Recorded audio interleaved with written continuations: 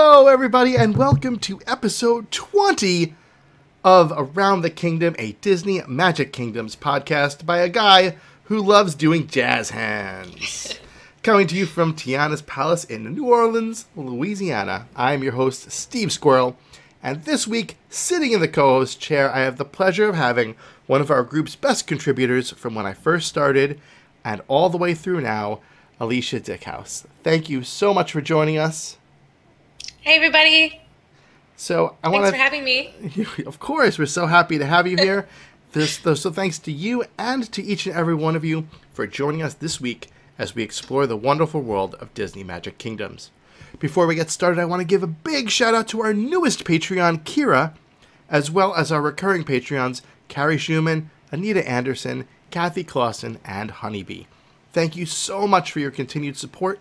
We are already halfway to our first show goal, so if you want to help support the show, please check out our Patreon page at patreon.com/AroundTheKingdom. If you want to be more involved with the show, you can also join our Facebook group or follow us on Twitter, Facebook, and now YouTube. It's a great way to stay in touch with me and the community of our show.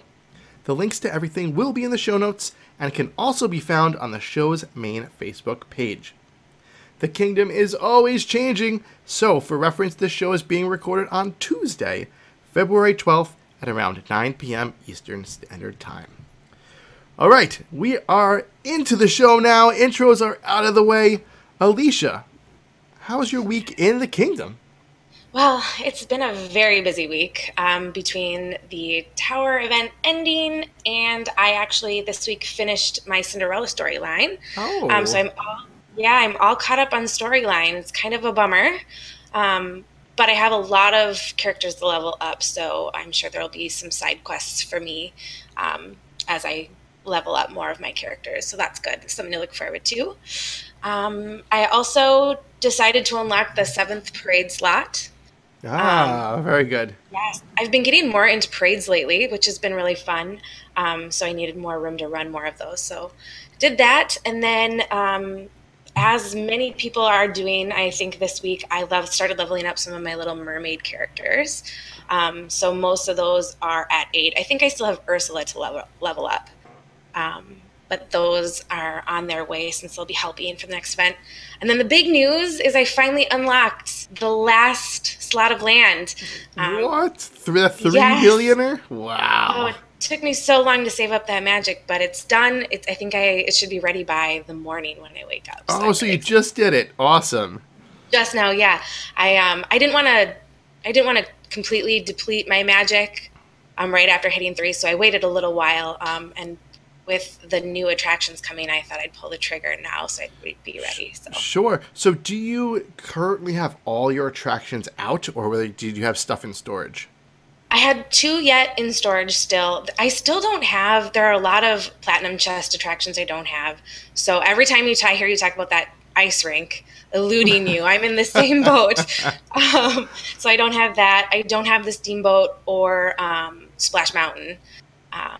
And so I still have a little bit of room left to put other attractions where maybe go. Okay, cool. What about the Elixir attractions? Do you have a lot of those? I do. The only one that I don't have is the newest one, which I think is the Carousel of Progress. Yeah. And so I'm really close to getting that one. I think I need maybe 5,000 more Elixir. Wow. That's amazing. Elixir is like the hardest commodity to come by in this game. So that's pretty incredible.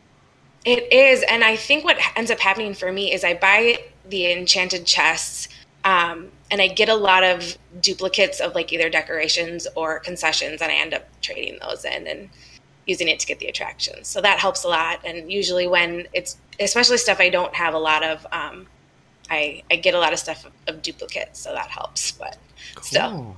Awesome. Yeah. Well, that sounds like you had a really, really fun week. Yeah, it was good. Lots of new stuff coming before more new stuff. So awesome. Yeah. What about you? What about your week? Well, I had a really, really fun week. There was like you said, there was so much going on. I'm still working on Shere Khan and Wendy Darling. They take a while. I was actually talking, I had posted on social media and in our group about like what elixir attraction should I get, because I'm about at 30,000 and I have yet to ever buy one. So I have lots of different choices, but I think it's going to be the Jolly Roger, just because I have Peter Pan coming up. I have all this stuff, and it just makes the most sense for where I'm at now, you know? Yep, that's a good choice. Yeah, so gonna probably be getting that, but they're taking a long time. I think I've been on them for at least 3 weeks, if not close to a month at this point. Yeah. And I won't be welcoming them anytime soon because, I'm just hesitant to welcome anyone during an event because you just don't know what kind of rabbit hole you're going to go down there. And Shere Khan is almost is 800 over 800,000 magic to welcome. He has a very interesting number. I wonder if there's any relation to that number. I looked a little bit and I couldn't find it, but it's like 825,300 and something. It's weird, you know. Like, I know they did something with Donald where it was like the number of magic was like his the first appearance of him or something, right? Sure. Yeah, that sounds right. Yeah, there was something like that. Yeah. So anyway, and I know with Classic Mickey there was something where it was like the year. So anyway, without getting any more on a tangent, so I have these people to still welcome. Amazingly, in my daily streak reward, I had a platinum chest, and I was expecting the antler trophy, which actually I got today, because today was a platinum trophy as the daily, and I got an antler trophy. But I had my streak, boom! I got Splash Mountain. I couldn't believe it.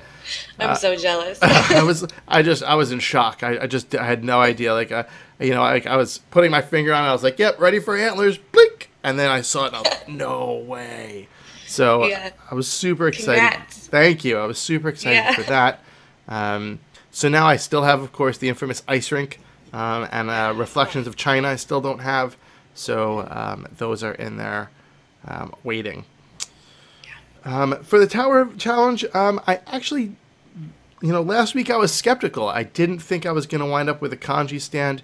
And I'll tell you, I didn't really go out of my way to try to get it, but I just made sure to just keep sending people out as much as I can every 2 hours while I was awake. Like, when I was stirring in the middle of the night, I wasn't reaching for my phone and trying to send people out. I was just kind of just lackadaisical about it, but I still wound up pulling it off and getting the kanji stand.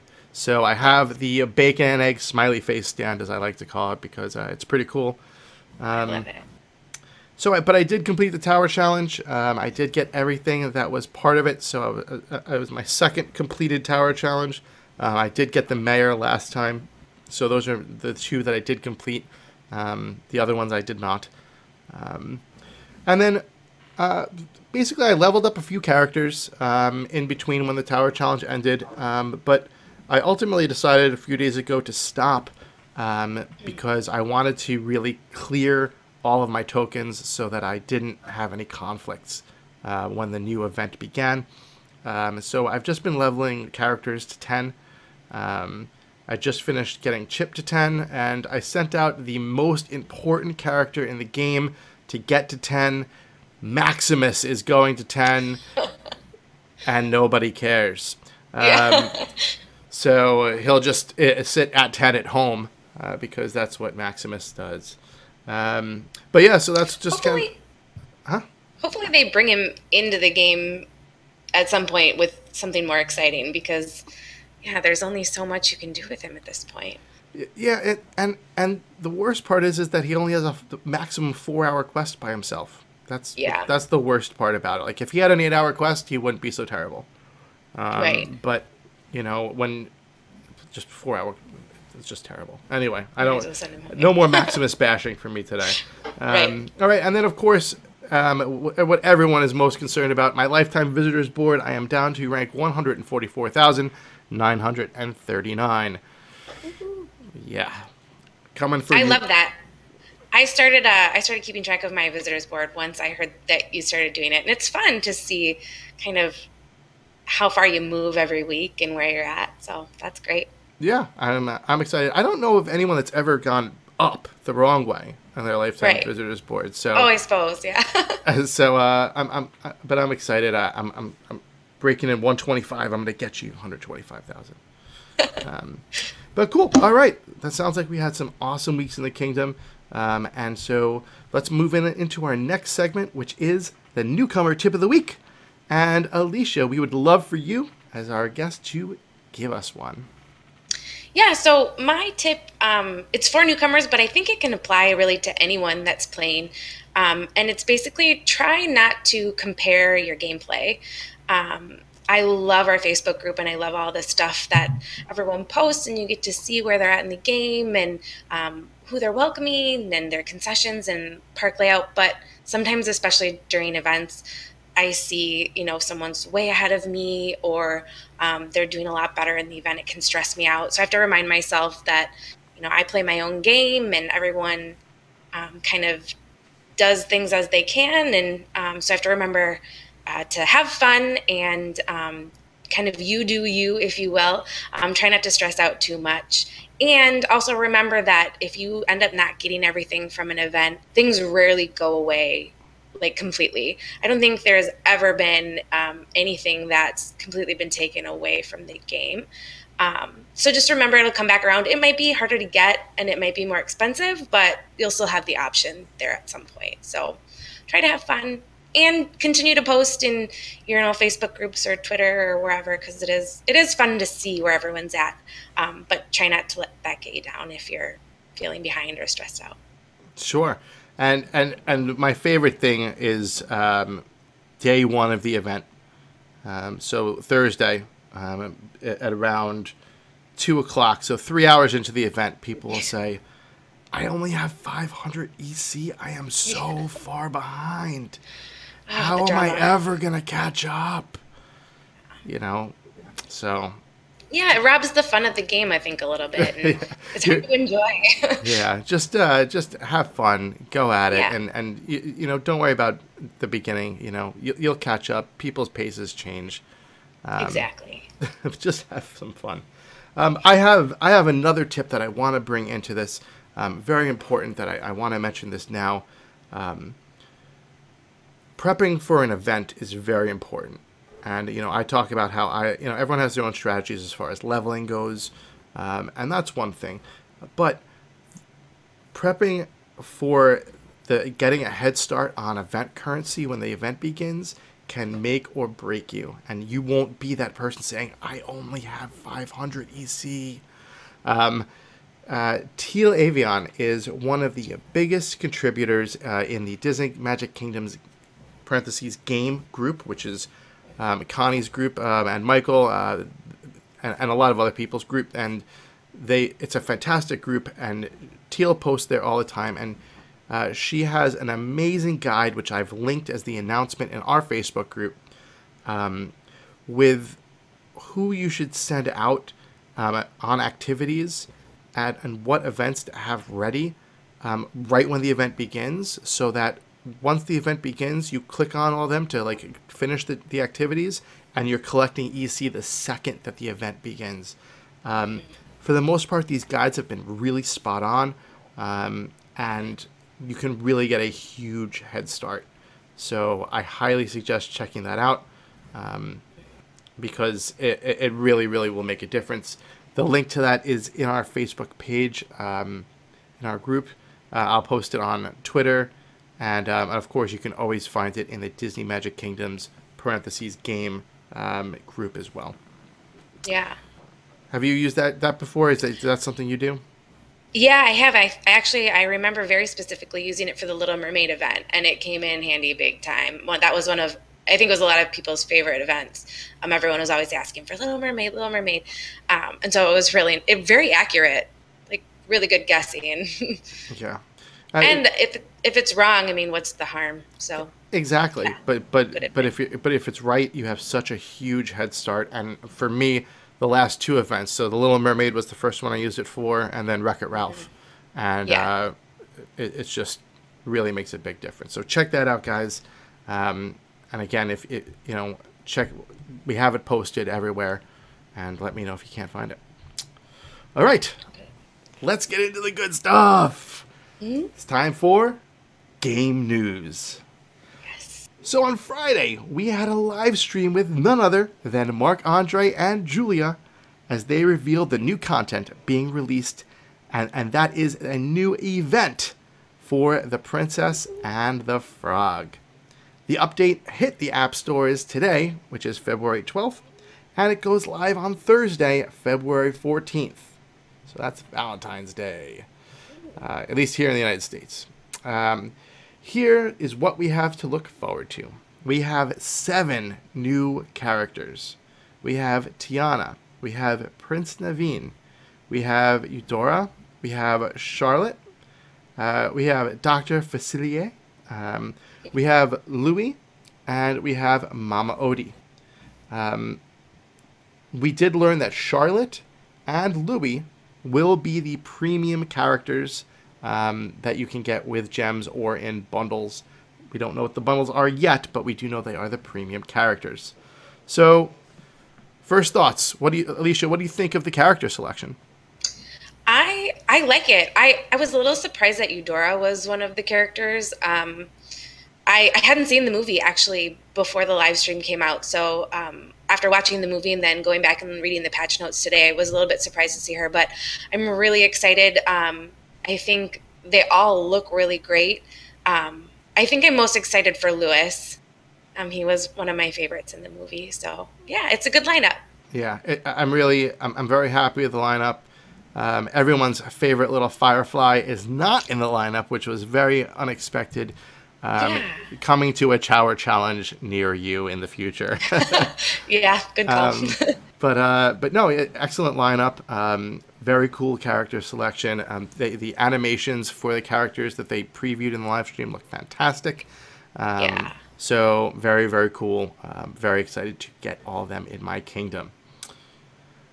We now have, as part of this, 4 new attractions. The first one is Tiana's Palace.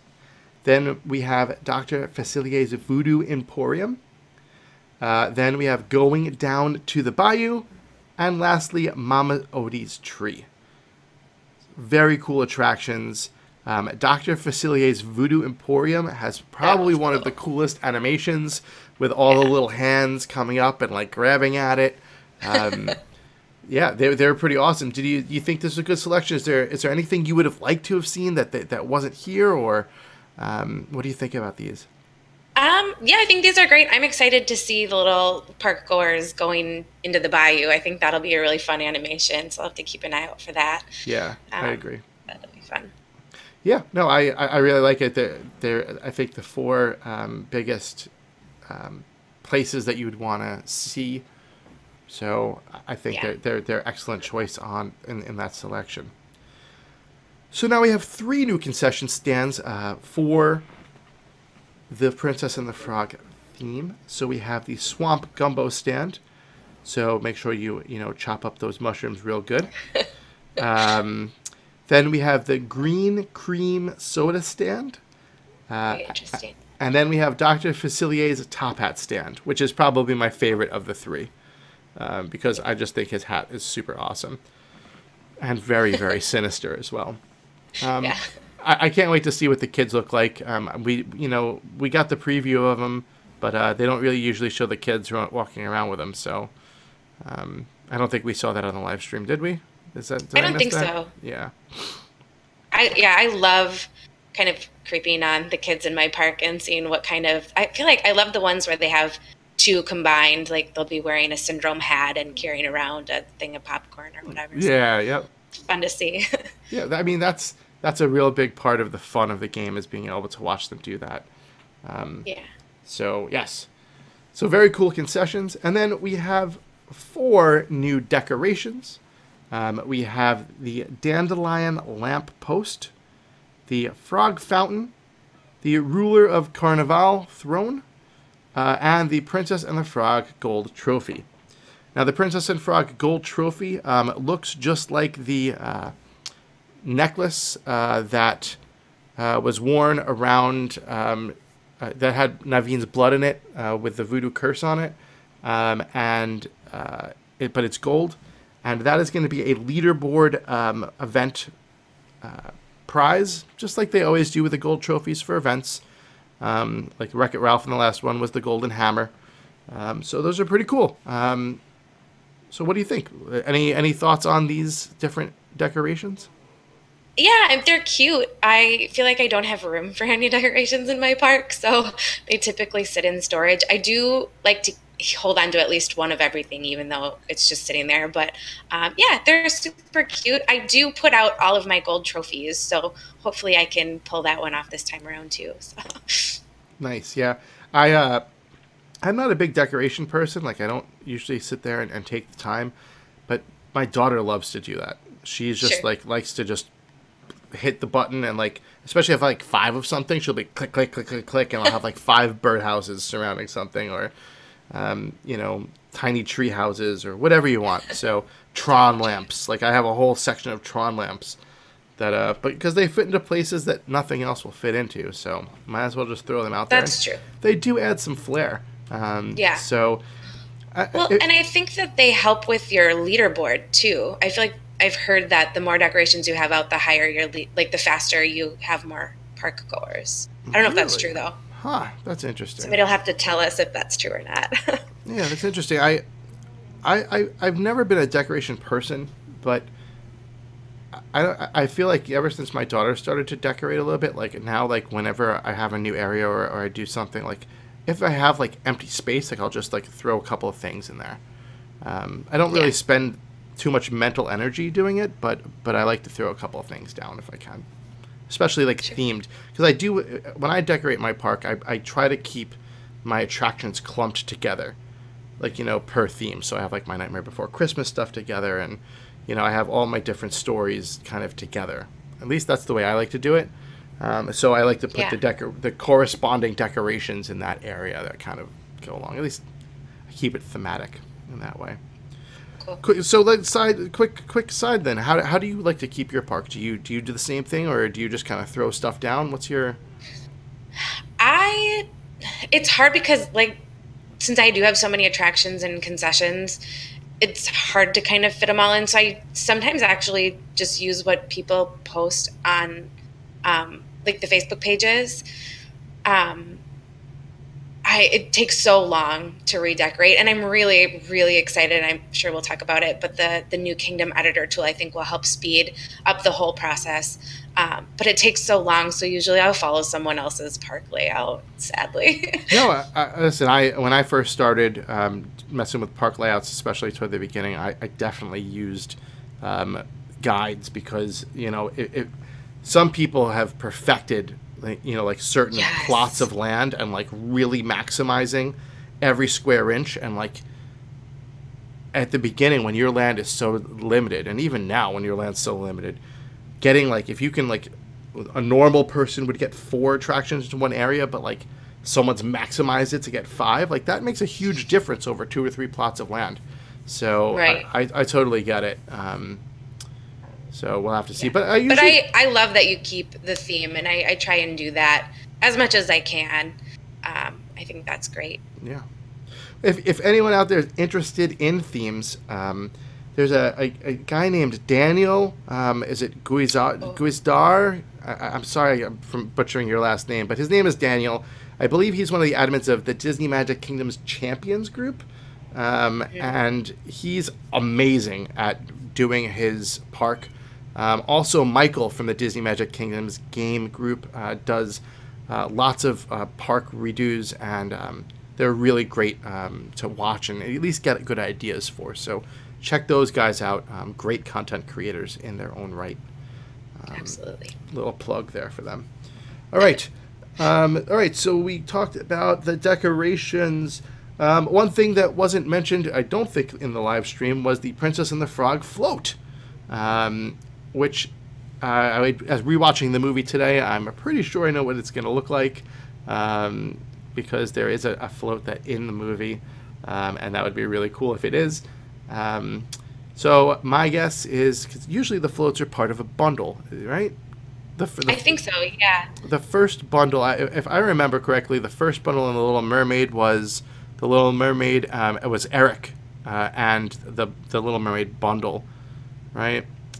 I don't remember. The Little Mermaid float, and then in Wreck-It Ralph, it wasn't Felix. Who was the first premium? It was Calhoun, right? And then I think the float. Yeah, I don't remember. Unfortunately, I'm just starting to get into the whole float aspect of the game. I kind of ignored them before, so I don't remember. I'm sorry. I like the floats. I really like them. The most disappointing one in the whole world was the Little Mermaid one, which is coincidental, but that's another story. But anyway, I do love the floats a lot. So anyway, I'm excited for the Princess and the Frog float.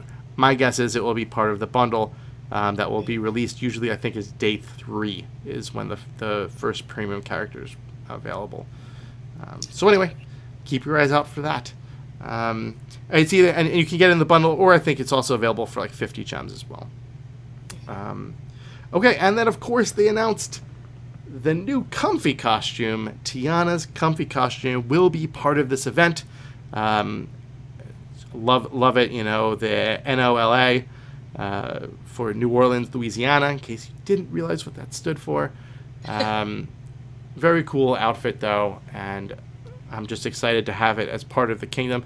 There's got to be something where all the princesses, when they have their comfy costumes, will do something like explode the world or something, you know, like, you know, dispel the curse, you know, who knows, but another comfy costume to work for. This will probably be a grand prize or the final thing at the end of the events. Traditionally, at the end of the events, I mean, going back to, let's just talk about Little Mermaid, you finish the event, but then Ariel's tail was like the kind of grand prize. Same thing with Big Hero 6. You had Baymax armor was the grand prize. Then you had going into Wreck-It Ralph. What was the grand prize at the end of Wreck-It Ralph? Was blank. it the costumes? It was I'm sorry, you got Vanellope, and then it was the something glitched, right? Was it the costumes? Was it Cinderella? Yeah. Cinderella's costume? Yeah, there were 3. There were 3 during that event. Yeah, so it was one of the. Yeah, Belle and Jasmine. Belle and Jasmine. Yeah. Okay. Yeah, because you got to use their comfy costumes to get it. Okay. Sorry. Yeah. Flashbacks. No, they like released throughout the event. I think maybe Belle was last. Maybe. Yeah. Yeah, one of them. Yeah. So anyway, yes, comfy costumes are. It's gonna be the grand prize. So yeah, I'm really excited for that animation. It's got to be great. One of my favorites right now is all the dwarves lined up, and so maybe I feel like if they can do something similar to that, only with all the comfy costumes in the dressing room, that would be prime. You can already have like 5 of them together, you know, so it still looks really cool when you have them sitting there, but it's just going to keep getting better and better. Yeah. So that pretty much wraps up at this point what we know about the Princess and the Frog event. So before we move on with the rest of the news, what are you looking forward to most about the event? What are the things that you're like? Is there anything you're kind of skeptical about? Like, what are your thoughts on going into the event? We're just 2 days away. So what do you think? I think after the last tower challenge, I felt a little bit, when we talked about this before, how, you know, it was really hard to get both costumes and welcome cri-kee. It was just a lot. And so I'm a little bit concerned that we're going to run into a similar situation with Tiana's comfy costume. But other than that, I'm feeling pretty good about it. I'm excited. Princess and the Frog wasn't one that I was super excited to start with, but now after seeing the movie and, you know, all the hype with Mardi Gras going on, the closer we get, the more and more I'm excited. So, yeah, I don't think there's anything I'm too skeptical about, but I will be interested to see how the drops are for the comfy costume fabric. Luckily, I ended up getting the Mulan costume bundle after I'd collected all of the glitch fabric. And so I'm hoping that transfers over and I can have a little bit of a head start on that too. So we'll see. It should be really fun. I'm excited that it starts on Valentine's Day. That'll be a good Valentine to have. Yes. Yeah, and same for me. I really like Princess and the Frog. I'm glad I got to watch it again with my daughter. Yeah. I think it's a really fun story. There was some really good music. I loved the music. It was great.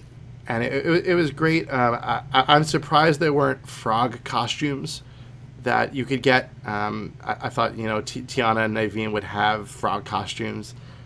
Maybe that's something they'll put in the future. Yeah. But yeah, no, I think it just looks like a pretty standard, fun event. It seems kind of, at least from looking at the preview today in the patch notes, like a pretty straightforward event. So nothing new or surprises. So for the people who are kind of seasoned as far as events go, I think this should be kind of pretty cut and dry, which is good, because a lot of us were pretty burnt out after the last tower challenge. So Yeah. cool. They didn't give a lot of time between the tower challenge ending and this beginning, so I'm hoping that, at least looking forward, that we have a little bit of a break between when this ends and whenever the next event after that begins. Yeah, I think this is the least amount of time they've ever given us in between events. That's a bit surprising. Yeah, it's been basically like a week. Yeah. Just about. So, all right. So other news we have going on.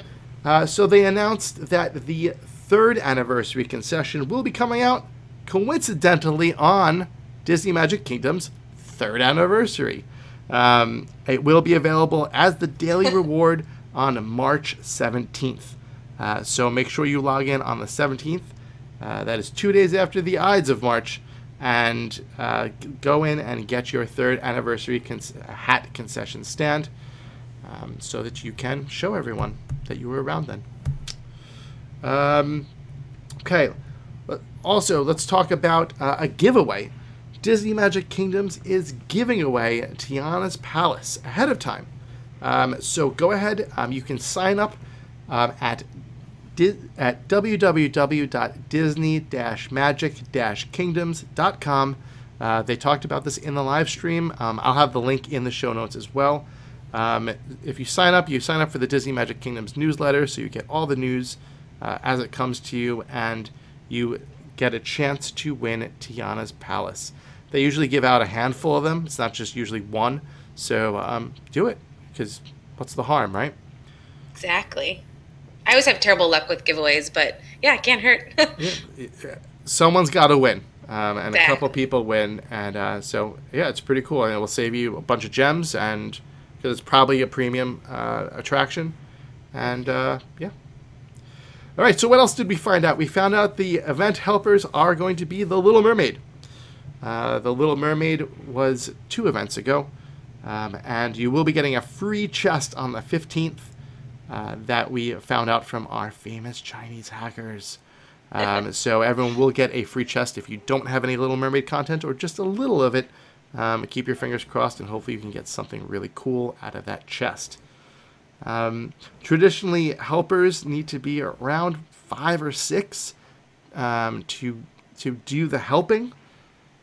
So if you have Little Mermaid characters that are below that level, you might want to try to eke them up to there. And if they're at that level or above, I'd say hold off to try to prevent token conflicts, because they will be going out and getting tokens for you. That is one thing I guarantee, is that these characters will be getting event currency for you. So you don't want them to have conflicts. Well, event currency is actually instead of magic, so never mind on that. But they will also be helping with tokens. So, okay, another big thing that we talked about, which you had mentioned earlier, is that they announced that there is, which went live today, a new kingdom building editor update. So for all the people that have been sitting there with their fingers trying to get something into an attraction into a corner, and then it goes over 2 spaces, and then it goes back up 1 space, and and you're sitting there for like 5 minutes trying to adjust it to get into that perfect position, worry no more. One of the biggest features of the Kingdom Building Editor update is that there are little arrows that are going to be surrounding your attraction or concession stand that you can just push to tap, and it will move 1 space in that direction. Wow. Awesome. Love it. Awesome feature. Also, you're going to have much more of a graphic interface, or a GUI if you want to call it, which features all of the different things. So you can just kind of tap between buildings or concessions, and you don't have to leave the menu every time you want to switch, and then go back in and keep going out and in. It took a very long time, like to go through that. Or, you know, you wanted to change concessions, so they've made it much more smoother, to make it a much quicker process to get stuff out. Yeah. One of the other things that I love that I don't think they're really talked about, but if you look, it shows you how many of each like decoration or concession you have right underneath the picture. And I was actually going to write in with a feature report for that, because I know you can see it in Merlin's shop, but when you went into the list of, you know, decorations or concessions, it never said how many you actually had. Yeah, that's true. So I love that you can see it right there. If you have 4 of something, you can put all 4 out, or it's just nice to know, have that information like super handy. Yeah, no, it does really look great with that, especially with that information. So yeah, that's great.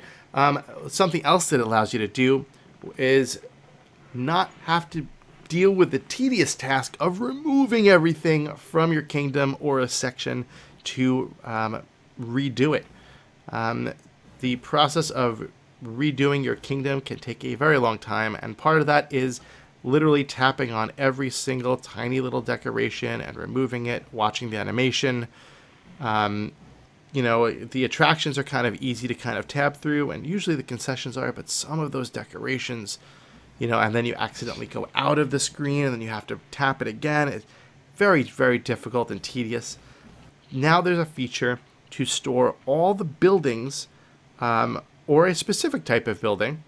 So you could choose either all or just attractions or concessions or decorations, either in a specific area.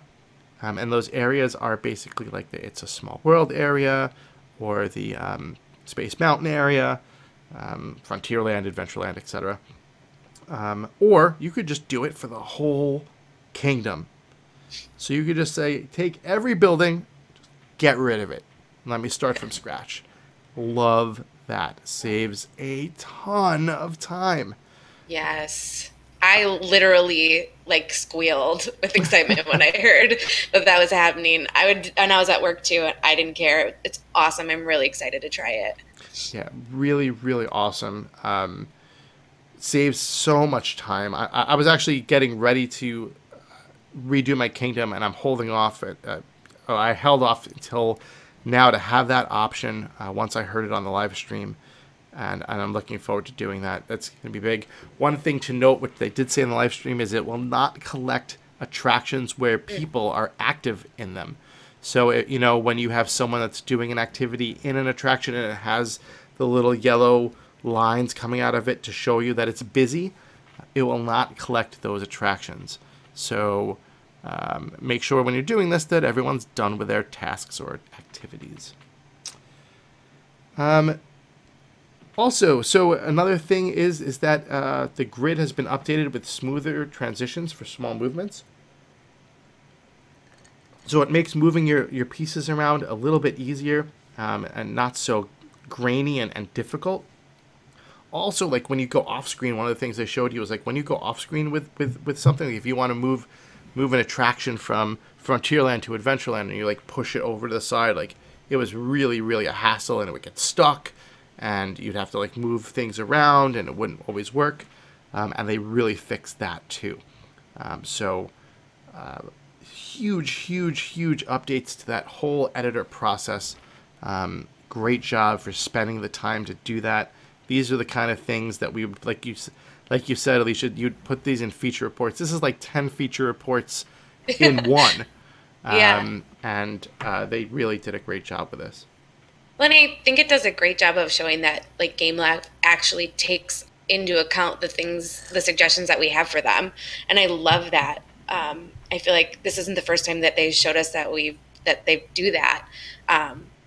So yeah, make sure you submit your ideas, not just for feature reports, but also to the GameLab page, because I feel like they really do listen. Well, speaking of, do they listen?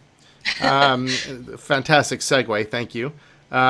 Sure. People in game have noticed that they've got a little pop-up that says, "We want to hear from you." We have a new survey. The survey is completely optional, and there's no compensation for it. except for knowing that you did something awesome to help out the community. It's quite lengthy, and it contains lots of questions about, like, the typical things like who you are, how do you play, what kind of games do you play, but then they say, what kind of features would you like to see into the game? What things do you like? When you're playing, how do you like to play it? So they're trying to field more questions for what you, the community, want to see from the game and where they should be spending their time. Because let's face it, the developers only have so much time to make new stuff. They have a whole team that's working on new events and tower challenges. So they have, one, probably team that does updates and things. So this is a great way to do that. So did you put anything specific down, or is anything of note in the survey you wanted to mention? I made sure to select the desire to have a second level up spot in that question, as I'm sure many people did. And more land, obviously, that was another option that I clicked on. And I was excited about the other, what they asked, what other storylines you'd like to see. I think I'm part of a rare group that would love 101 Dalmatians. That was always my favorite movie growing up. But do you think that they should have all 101 Dalmatians? I don't know if they would want to do that. That's quite excessive. Holy cow, how long would that event go for? Our event for 2020 is... Yeah, there you go, all year. So those are the two biggest ones. And then I also, somebody else had commented on one of the Facebook groups that they saw some of the Star Wars movies as an option in one of the questions. So that was kind of exciting. Yep. I would love to see that. So, yeah, it opens your mind up to what, is this? Are they thinking of going down this road? Or it'd be really cool to see if they could publish results. I don't know. I don't think they'll do that, but it'd be interesting to see what everybody says. You will not get results, and Right. To be completely honest, in working in this field, they will take all this stuff very seriously. But anything that would come of this would not be for a while, to take the stuff, to talk about it, to build a plan, develop it, you're looking at probably next year for a lot of it. But I love that they're going and they're taking this step and being proactive. So awesome. Yeah. How about you? Is there anything specifically that excited you about the survey? I think the same thing as you. I mean, there was lots of things. I loved seeing Star Wars in there. I loved seeing, I definitely put the 2 character slots there. I actually put one of the choices that I really liked was to get my characters up past 10. Like, there was one thing to, like, because you have all these, like you said, we have these characters that are just kind of stuck at 10, and you kind of start forgetting about them, Yeah. We all know who I'm about to forget about. Yeah. But it would be great if you had more storyline. Even like if they just added more storyline.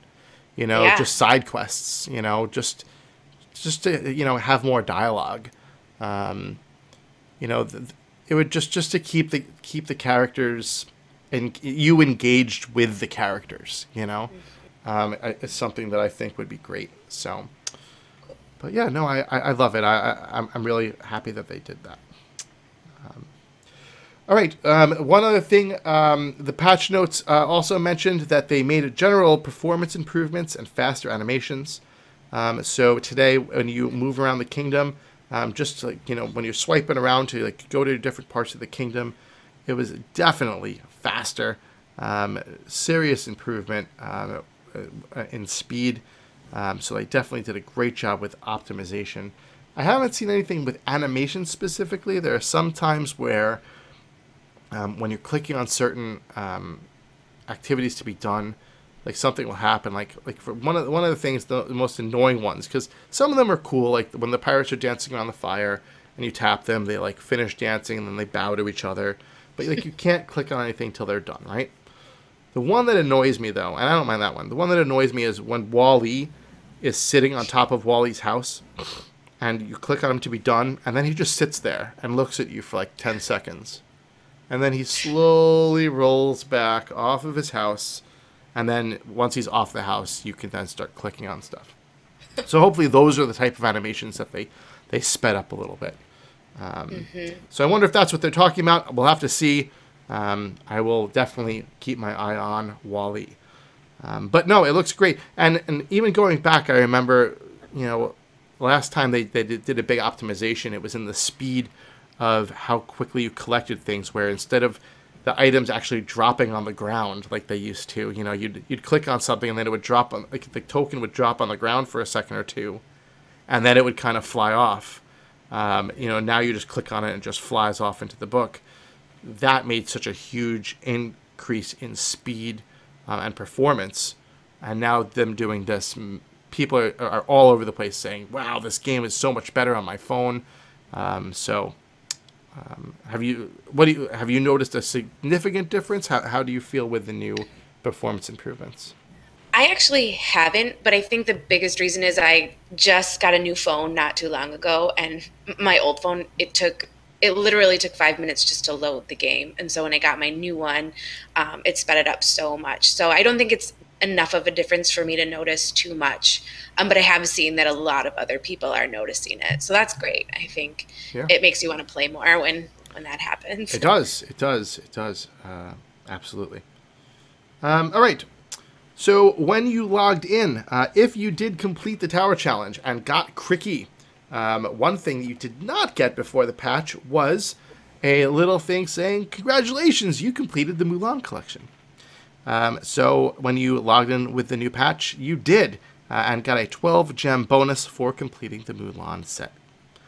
So that was a nice little thanks for downloading the patch and loading up prize. So that was pretty cool. One other little thing of notice is that Wi-Fi tokens were added to the bronze chests. So that's just one of the generic tokens that you can get. And so it's just something that was added in. All right, so there's one other thing that we want to talk about in game news, and it's something that was an issue that happened over the weekend. So at the end of the Tower Challenge, the Tower Challenge ended on Saturday, and when it ended, typically things end on what I call the new day, which is when your daily reward kicks in, and for me it's like 10 a.m. Eastern. And but for some reason events go 3 hours longer than the new day, so it wasn't scheduled to end until 11, 12, 1 o'clock Eastern.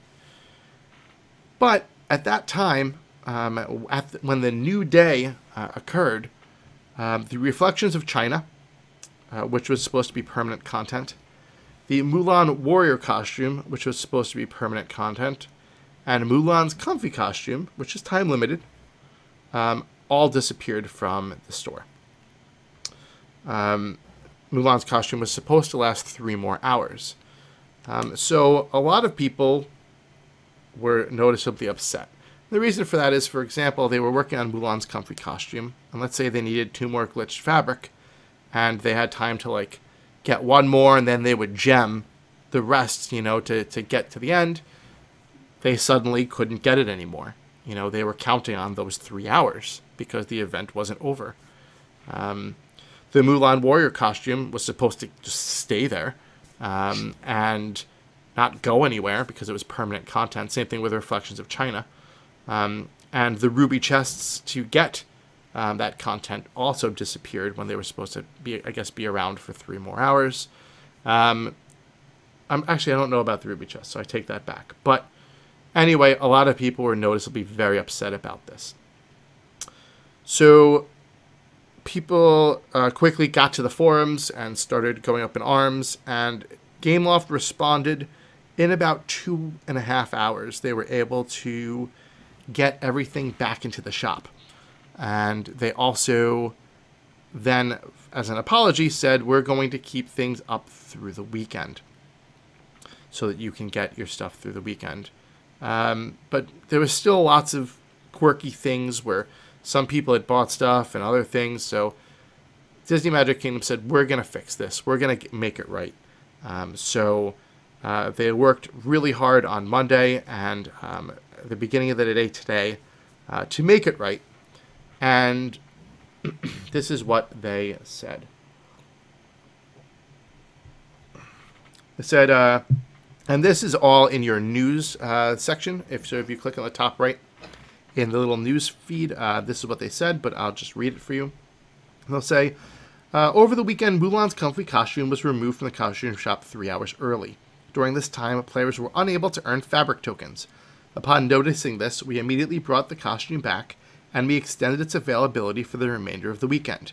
However, players were still not able to use cri-kee to earn fabric tokens.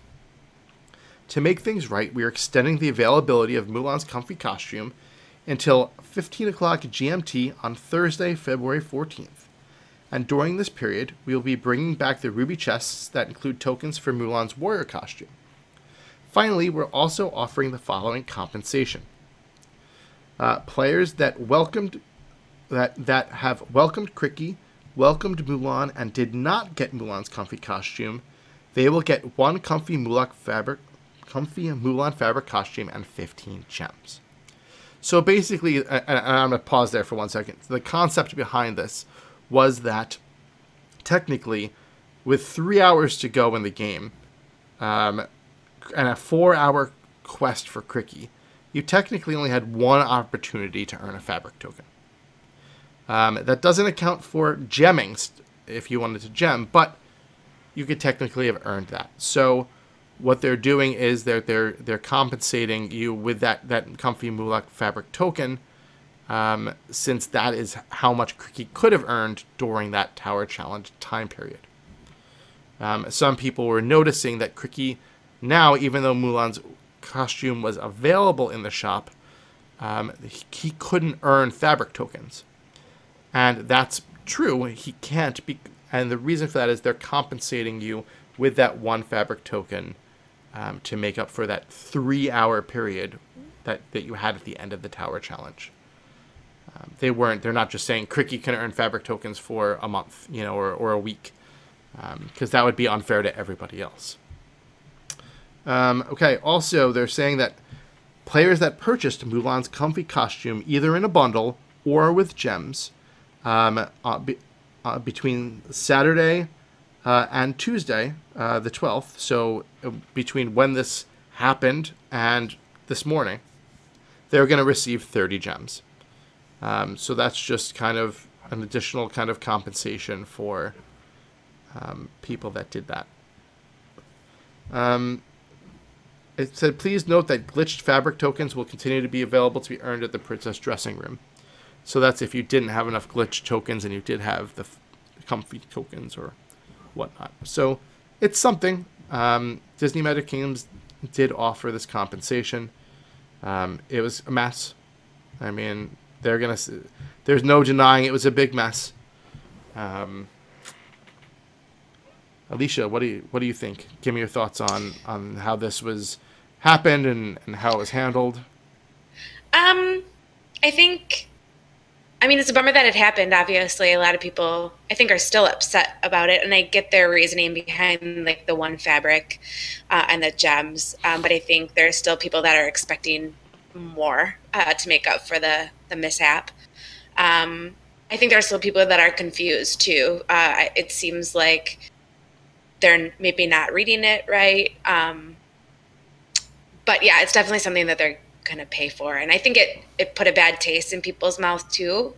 I've been playing for a long time, so I feel like my loyalty is like I'm all in, if you will. But maybe for people that haven't been playing as long, this could turn them off, and I think that's too bad. So I don't know if Gameloft is open to doing more. I don't know that they necessarily need to, but I do think there are people out there that are looking for that. I'll say this. Gameloft is a very fair company. And really, like, there's a lot of people out there that say, like, they're cash grab and this and that. But when it comes down to it, I do think that they care about their customers. I will say they're slow to respond to tickets, but they do care. What I would say is, if you have a situation, okay, because a lot of this stuff is case by case basis, right? Like someone might be upset because they gemmed like crazy to get something, and then they were counting on these 3 hours to gem even more, and they invested. I know someone, for example, who invested a lot of gems to get something, and they basically gemmed, put like 200 gems into something, and then they were going to wait during these 3 hours to kind of do something, and they didn't have that opportunity, and it was just kind of a mess. So things on a case-by-case basis. I think your best bet is to open a ticket with GameLoft.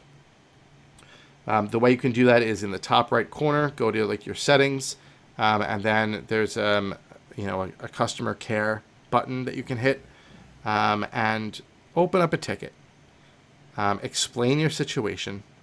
Explain what you did, because they have records of everything. They can see when you spent gems, when you didn't spend gems. They have everything that you do in the game is logged. So explain to them, and then they can look at your case. And if you have a legitimate cause, then I think that they will be fair, and see what they can do for you. But that's just, I think they need, at this point, they've kind of done the mass handling of the thing, and I don't expect them to come back and say, well, we're going to give everyone 15 more gems, or we're going to give everyone 6 fabric, or everyone gets Mulan's costume. Yeah, they'll just move on. What more can you do? Right. So on a case-by-case basis, I think the best bet is to open a ticket, explain yourself, and see what can be done. Yeah, worst case scenario, they say you can't do anything, but at least then you tried. So. Yeah, absolutely. So there you go. So that's the end of the Tower Challenge mishap, and that is the end of the news for this week. So I look forward to all the awesome stuff that's going to come in 2 days. I'm super excited. So that's it for the live stream and all the news. All right, let's move on. We go into the event of the week. There was none. Event of the week during Tower Challenges is, just as we've said for the last 3 weeks, the leaderboard for how many points you have. And there hasn't been a mini event or anything in between. But I'm sure as soon as the new event starts on the 14th, we'll probably expect something to start on the 15th. They pretty much have mini events going for the whole entire event. So we'll see. Now we're going to go on into the next segment. Is it worth it?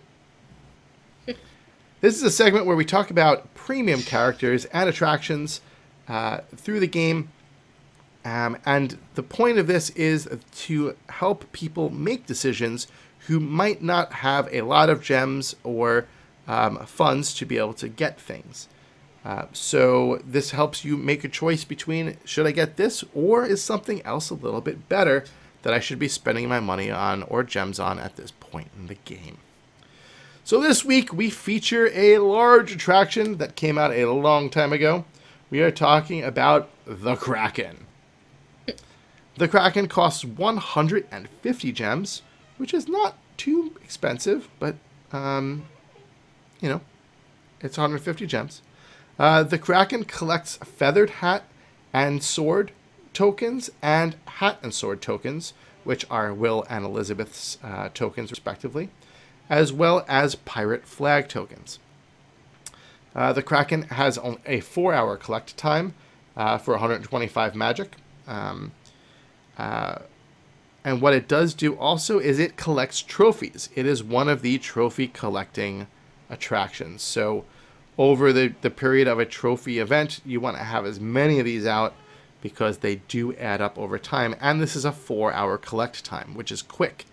A lot of the trophy collectors are 8, 12 hours, so they're slow. This is actually a pretty quick one. Another thing that it helps out with is the pirate events. When you are doing the pirate events that you have to do to collect the nets to get the crabs, and this is one of the things that helps you get the nets, and the nets are one of the harder things to get. So this collects that. It also collects the other token as well, I believe. I call them the paper airplanes. The paper airplanes. So that's what they're going to be forever. They're shards, I think, crystal shards. But paper airplanes. So they collect both, I believe. But for me, they've always collected nets because I've always, like, Goofy can just go out every hour and collect those shards. So they're usually easier to get. But the nets are hard. Because you need premium characters. You need Davy Jones. He collects nets. So anyway, this collects nets. Here's the thing about the Kraken. It's gigantic. It's 15 by 15. It is one of the largest attractions in the park. Not quite Omnidroid City big, but it can literally take up almost an entire plot of land. Section, yeah. So it's big. Really, really big. So... yeah, that's typically when I put away unless there's a trophy event happening, because if I need more room, I'd rather have something that collects character tokens. You can fit like 3 other attractions in that same space. Yes, and some concessions and some decorations. It's big. It's very big. So tell me, before I get into my opinion, what do you think? Is it worth it to you? I think it is, especially like you said, it helps with those pirate crab events, and those nets can be so hard to get. And like you said, the only other people that can help are premium characters. So if you're needing, like, I think it's Goofy's pirate costume, if you're needing that, I think it's worth it, and it helps with the trophy events. I always suggest going for the attractions that drop the trophies over ones that don't. And you can always store it when you're not using it, if you will. So I definitely think it's worth it for those 2 things, just because they're so hard. But I don't think I would recommend it over maybe like the Jolly Roger that also collects trophies, and that's maybe a little bit smaller. So maybe get Jolly Roger first and then go for the Kraken after that. Yeah, no, I agree. I think that when at the time that you would be able to get this, if you have the gems, I think it's worth it if you have some space. If you don't have the space for it, it's going to be hard. But at that point, you're probably collecting for Will. You're probably collecting for Elizabeth. So it's going to be valuable in that respect. Anytime you can get something that collects for trophies, it's valuable, as well as the Pirate Crab events. But it's something that I don't leave out. So what you kind of get your use out of it, I put it in storage, and then I bring it back out again when the pirate events are, or the trophy events are going to happen. So, yeah, there's actually a really fun video on the Disney, the DMK wiki page of the kids riding it. If anyone wants to go there and look at that. Yeah, no, the kids riding it, it's really, really cool. I actually put it all the way at the front of my park just to see a bunch of kids in it. And it's a really cool looking thing. It's just gigantic. That's its only downside. So is it worth it? Yes, it's worth it. All right, so now we are going to go into our next segment, which is Feature Report. Feature Report. Feature Report. Feature Report is a segment where we talk about ideas or features we would like to see implemented into the game. So we have a couple of features. We have 2 from Ryan. Ryan says, I was just playing the game just now and I was thinking about happiness levels. One thing that they could do is implement is to add an additional tier level instead of 4 happiness levels to 5. And then maybe include a higher chance at tokens or even brand new things we haven't seen yet. Maybe they could call it super static or something. I like that. What do you, I'll say what I think here. I really like that idea. I think that it's an option for something that they could definitely add in. Even increasing token drops. See, is cool. One thing you'd have to do, though, if you're going to increase token drops, is you'd have to make that level 5 really hard to maintain, right? Like, you could keep level 4 at what it is, which isn't the easiest to maintain in the first place, but, like, level 5 should, like, drop super fast, so that, like, it's really hard to keep up. And then if they had, like, you know, extra stuff or whatever, that would be cool. I don't know how they'd implement it, but yeah, I think it's a cool idea. Alicia? Yeah, I love it. For the longest time, I thought that the higher your ecstatic percentage was, the better the drops were. Recently found out that it's not the case. But yeah, I think this is a great idea. I wonder if they would let Merlin's spell safeguard that level 5 spot. Something to think about, because I know you can use Merlin's spell to kind of keep your happiness up, but I wonder if they would maybe exclude the 5th level from that to make it just a little bit harder too. But well, yeah, I really like it. Well, no, because honestly, why not give a way for people to burn elixir? I mean, it's the hardest commodity to come by. So, yeah. You know, it's not like elixir's just flying into people's pockets. So, yeah, so that's interesting. I like that idea. All right, Ryan also said, I also had another thought on chests in the kingdoms that could help out players. During the events, I know that they usually give one event chest on the calendar. So in this case, the Little Mermaid chest on the 15th. But they could also allow for maybe spawning of occasional event chests. Mm-hmm. I love this. Yes. Yeah. You know, there is nothing during a day-to-day play, like when you're just kind of schmoozing around, or, you know, going around and you're tapping on people's quests, or you see that you have like 3 chests lying around the kingdom and you're going to go collect them, and you know you're going to get your bronze chests, right? It's kind of like, yeah, here's another bronze chest, you know, on the bench, and then boom, it's like gold chest, or boom, you're like platinum chest. You're like, wow, it really gives you that little rush, right? Yeah. Well, what if they had legendary chests? Mm-hmm. Like, you know, Little Mermaid, like during this event, Little Mermaid legendary chests, right? With a super hard spawn rate. You know what I mean? Like, so it's not like they're just giving them out like, you know, candy. But still, someone that clicks on that and opens and it suddenly goes, boom, legendary chest, like, would blow your mind. You know, you'd be like, you'd be on social media, you'd be like, so crazy, and like maybe even give it like a 2-day cook time. You know, sure. You know, but still, I think that is such a great idea. Really, really to like, you know, and that's, I mean, it's cool for like someone like even like me, like I have everything from Little Mermaid, but it would still be really cool. But for people that are like free to play players. People that are, you know, even if you're not free to play, but just weren't around for the Little Mermaid, you know, just how. Yeah, I think it'd be an added way of like you said, people who weren't around for the event, and we always talk about the tower challenges are great because you earn, you know, past content. Like, what another great way to introduce that opportunity? Really good idea. Yeah, I love it. I think it really would boost morale for the game, and really give good feelings. Like when you play a game, you're supposed to get good feelings, right? Like that's what makes people want to play more. You know, like you were just talking about how like the end of the tower challenge kind of gave some bad feelings, right? Like there's no sort of bad feelings that could come from someone getting a legendary chest.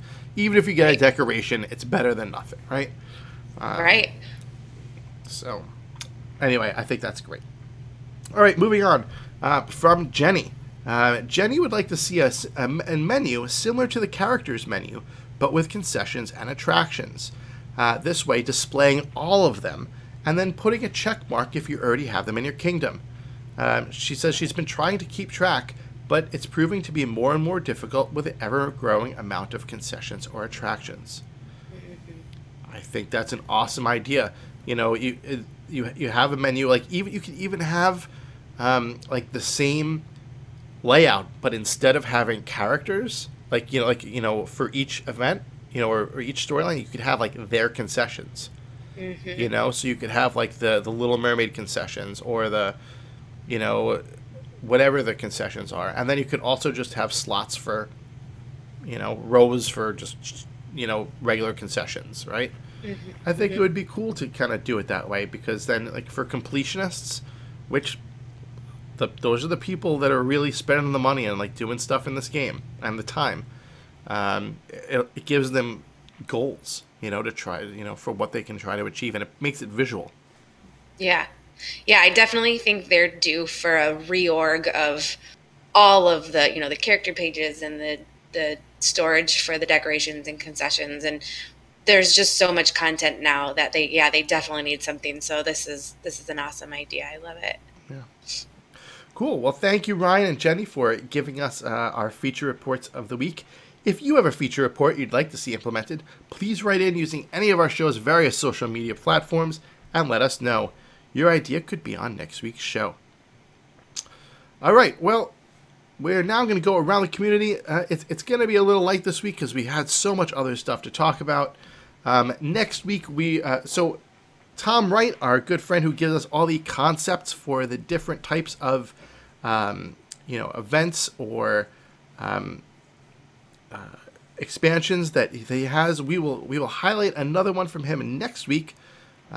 So thank you to Tom. We are looking forward to seeing what you have for us in store. But we will answer a community question from Elliot. Elliot says, how do you think Gameloft decides what stories will be in an event or permanent content? Has there ever been a theme to when an update would be an event or a main storyline? Well, you've been around a little bit longer than I have, Alicia. So what do you think about this? I think for, as far as how they decide the story, I think at first they were just trying to go for more of that kind of classic Disney, some of the, pillars of the movies, Aladdin, Beauty and the Beast. Now I think they're kind of gearing it more towards the releases with the actual movies that are coming out, like we had with Wreck-It Ralph, Breaks the Internet, and, the like Mardi Gras going on now. So I think that's why they're doing Princess and the Frog. So I think there's definitely some reason behind the rhyme, if you will. But I'm not sure that was there at first. If I'm being completely honest with you, I've been playing a long time, but when I first started playing, I was more of a casual player than I am now. So Sure. It's kind of hard to remember some of the events. But there's definitely some connection to the movies that are being released and then the events that Gameloft tends to have going on. So, but then more, I think the question's more pointing towards, like, why did they do Wreck-It Ralph as an event versus adding them as just permanent content? Sure. I've heard other people say in some of the groups that sometimes when there's movies with like a lot of really great characters and a lot of maybe options for rides, they tend to go more towards the events, the time-limited events. And it seems like, at least lately, the permanent content has been more smaller updates. So like with Cinderella, they added on, just 3 characters. And I'm trying to think of the Pirates, they added on 3 more characters. So it seems that some of the more popular options for characters and storylines tend to be events. And I'm not sure why that is. Maybe, I don't know. What are your thoughts? Yeah, I think that, at least from what I've seen since I've been playing, the events are basically taking an entire new kind of feature film and taking all the characters from it, making the attractions, doing all that stuff. Cinderella, it seems, was kind of dripped and drabbed into it at first. They only had Cinderella and Prince Charming at the beginning, and then Fairy Godmother was added even after that. So then introducing the stepsisters is just even an addition to more of the content that was already out. I don't know how they added permanent content previously, like how they added a new permanent content story.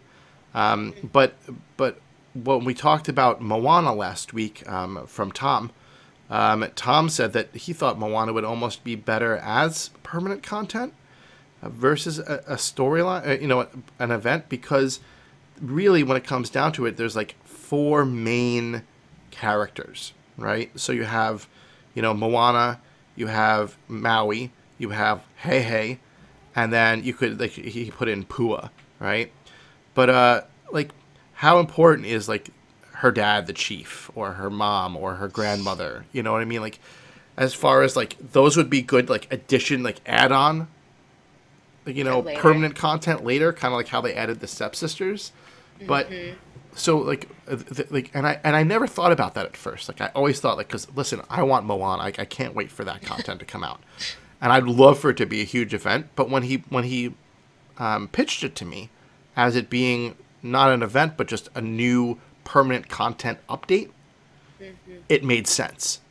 Yeah. So, yeah, I mean, I don't know what their rhyme or reason is. I don't know how they go about it, but it's very interesting to think. I'd love to be a fly on the wall in a dev meeting. Yeah. You know, I also do think that this game is different from other Gameloft games where Disney's involved, and I would believe that they are heavily involved. And I'm pretty sure that they would have to. That Gameloft runs just about everything by Disney. Yeah. And I'm sure that Disney runs things by Gameloft as well. They had mentioned, I know Marc-Andre and Julia mentioned when they were talking about the Wreck-It Ralph during the live stream, they had said that they had gotten advanced screenings of the movie so that they could kind of create their stuff, you know, to replicate the movie, you know, because they were all launching at the same time. So obviously they had to have seen the movies. So they're working closely with Disney. But so I'm sure that there's a lot of stuff that Disney had, a lot of influence they have over that as well. And I'd love to know how they work hand in hand in this. Yeah, it's an interesting relationship. Yeah. And Disney's big. Yeah. So, you know, I'm sure that, you know, there might be things that Gameloft might want to do that Disney said, no, not now. Or they might say, they might even have said, like, and this is very possible too, for the Wreck-It Ralph thing, there was multiple game companies that all released Wreck-It Ralph content at the launch of Wreck-It Ralph. There was like 6 different Disney mobile games that all introduced Wreck-It Ralph content. So they might have said, you're doing Wreck-It Ralph content, and it's going to be coming out, you know, then. Yeah. So, you know, so again, it'd be interesting to know how much they work together and you know, who makes these decisions. But however they're doing it right, because the content they're doing is coming out awesome. It would just be an interesting dynamic to see, like, how they play together. So that's a good question, Elliot. I don't have an answer for you. No one will ever have an answer for you because all that stuff is kept behind closed doors. So turn into a fly. Yeah. Land on the wall in a dev meeting and get back to us. Be our reporter. But all right, cool. All right, so let's wrap things up. Other things around the kingdom. Once the Tower Challenge was over, Winnie the Pooh tests were available for the usual price of 60 gems or $9.99 for a 6-pack. Big Hero 6 chests just became available for the usual price. And during this time when they are kind of making stuff up for Mulan, Mulan chests and Ruby chests are back for the next 2 days while they extend the costume era. And they will be at the usual price as well. Those will be going away once the Princess and the Frog event begins. And I'm guessing Little Mermaid chests will be available. That's a good guess. Yeah, I would think. Okay. We did not get any new 5-star reviews or 5-star ratings this week. So please get on that. This is the time of the show when we would be reading those aloud. All right, so shout-outs. This week, a shout-out goes out to Jennifer Martin for being this week's Spotlight contributor to our group. Thank you so much, Jennifer. You've been putting in some awesome content, and we appreciate everything you're doing in the group. So thank you for that. Alicia, anyone you want to give a shout-out to? Yeah, I want to shout out to my family and all of our Facebook group members. Everyone always has such a good conversation in there. And then anyone playing in Minnesota. We've had a rough couple of weeks with the weather, so shout out to you guys. Stay strong. Oh, for cute. All right. Well, if you want to go to Minnesota, then You can always play in the Minnesota Disney Magic Kingdoms fan group. Minnesota, yeah. Minnesota. Yeah. I have a terrible accent, but I tried. All right, I like it. Next week's show. Disney Girl returns as we explore Chapter 1 of The Princess and the Frog. Will there be a cool intro? Will Vanellope make her return? Or maybe Tiana will be having a chat with me. Stay tuned and to check out next week's episode to find out. If you want to be more involved with the show, you can follow us on Twitter at ATK Podcast and like our Facebook page at facebook.com/ATK Podcast. Here you'll find out before anyone else about any breaking news that we hear, information on contests and giveaways, when new shows are published, and of course my ramblings and photos from my day-to-day playing. The show's Facebook group is up, and it's a great way to easily interact with me and other fans of the show to talk about our favorite game. The link to our group will be in the show notes and can also be found on the show's main Facebook page. Also, you can write into the show. Our email address is aroundthekingdompodcast@gmail.com. Let us know what you think about the show, what's working, what's terrible, or any other topic you want to write in about.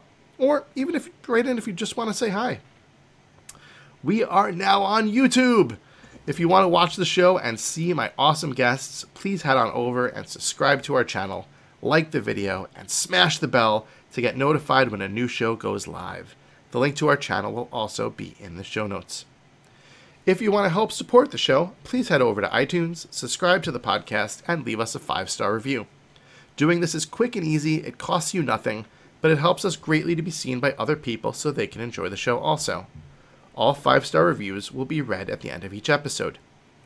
Listening to the show is really all we could ask for, but if you do want to help us support us in another way, please check out our Patreon page at patreon.com/AroundTheKingdom.